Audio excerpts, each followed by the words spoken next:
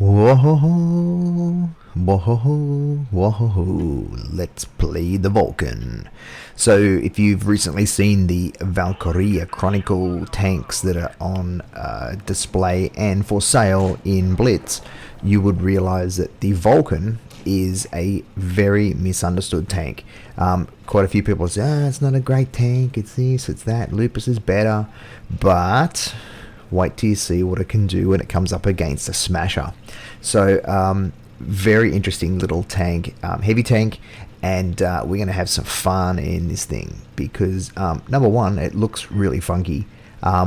Valkyria Chronicles are a video game, and obviously they've done some sort of collab to use this tank and its other buddies, the Hafen, the Lupus, and Enderwest, and Nameless in the game, and the Vulcan is certainly my favorite out of them so far. So just trying to work these guys in a very much a losing match. Our team has gone right. The heavies are not holding up their end. Yes, I know the Vulcan is a heavy, but I want to make sure that I'm around till the end of the game. So going to look head to head in this tank, you can't really do that. You've got to sort of play it a bit like a medium in a lot of ways. It's got good mobility. Gun depression is ordinary, and the gun handling is terrible.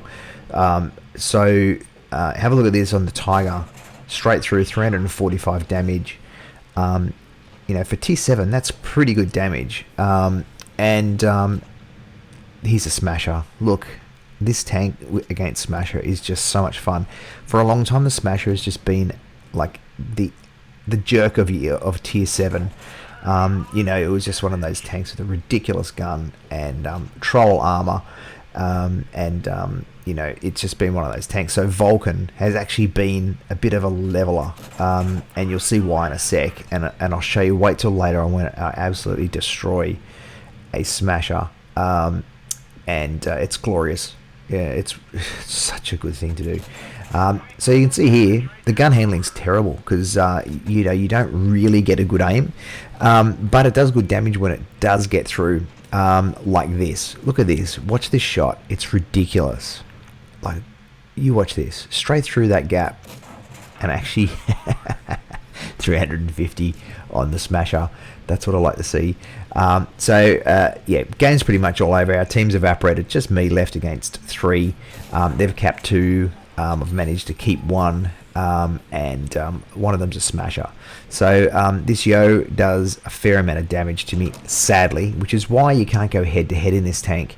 You see I'm trying to angle against everyone, and I'm trying to keep my side against that smasher for a very good reason. See that? Just blocked 220 with the side of it. Got rid of him. You watch this.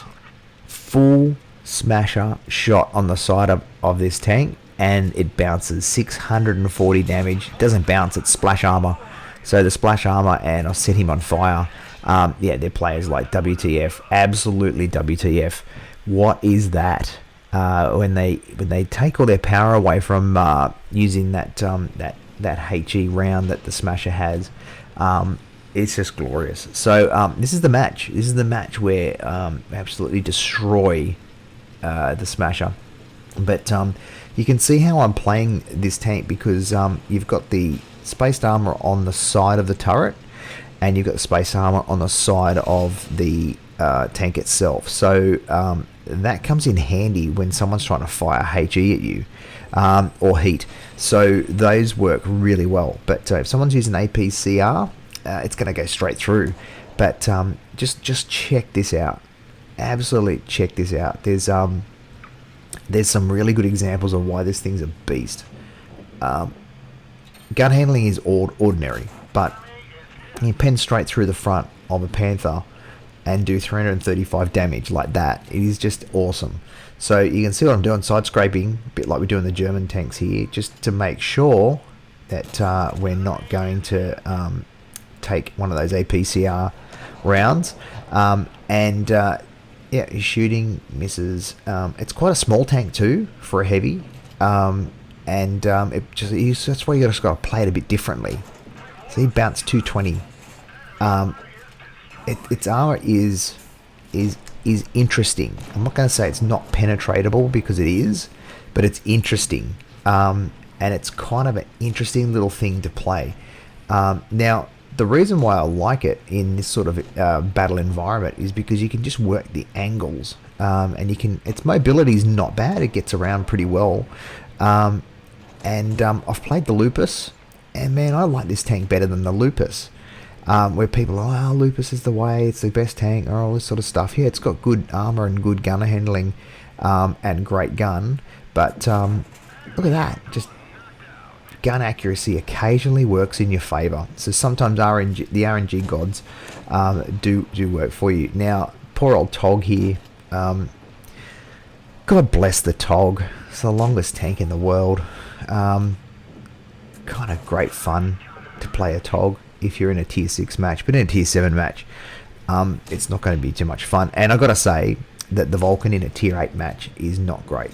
So, boom time. There goes the Tog. Kaboom. Sorry about that, bro. But he was carving up the yo. Rate of fire on a Tog is ridiculous. So, J Panther, straight through the lower plate. 330, bounced him as well. I still have all my hit points here, can I just say. So what's left? A full, almost full hit point smasher.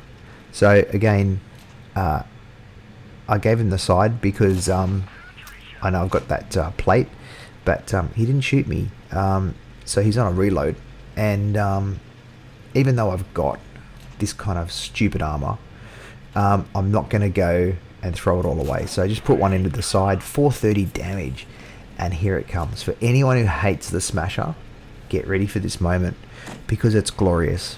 Here we go. Boom. That's what I like to see, a dead smasher. How good is that? I just love that so much. So get onto it, buy the Vulcan, have some fun in it, and enjoy the game. Don't forget to subscribe, and also like the video. See you around.